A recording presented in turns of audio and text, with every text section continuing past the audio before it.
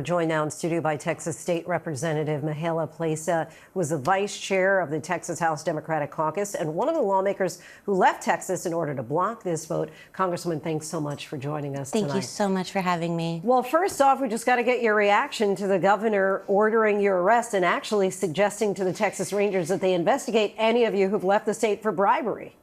Look, this is very unfortunate. We are not leaving the state. This is a tool in our toolbox. The founding fathers of the Texas Constitution gave quorum breaking as an opportunity for us to have our voice heard in the minority party. Look, the state house does not have an opportunity for a filibuster. So this is in and of itself a type of filibuster. So the month-long special session ends August 18th, I believe. August 19th, yes. August 19th. And so is your plan to incur these $500 a day fees until then? We are incurring the $500 a day fees. They do have to be paid out of our personal money. They cannot be paid from campaign accounts. But look, this really isn't about me or about the fees or the arrests. This is about the voice of the voters, not just in Texas, but all over the United States. This is about democracy. You know, we all remember when Donald Trump called the Secretary of State of Georgia and he said, "Hey, I just need 11,000 votes." Now, the Secretary of State of Georgia at that time said no. The problem here is that when Donald Trump called the governor of Texas and said, "I just need 5 more seats," the governor said, okay. And so that's not right.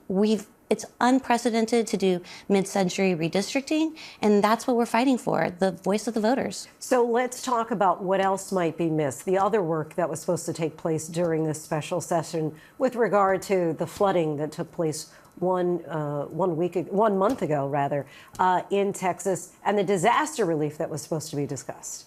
Look, that's what we were supposed to be doing this 30-day special session. We were supposed to be talking about the STAR test. That's a test that kids in Texas take that's very unpopular. We were supposed to talk about the flooding. Today is the 1-month anniversary of that catastrophic flood. And instead, what did House Republicans put on the debate for today? They put redistricting. They're putting power over people.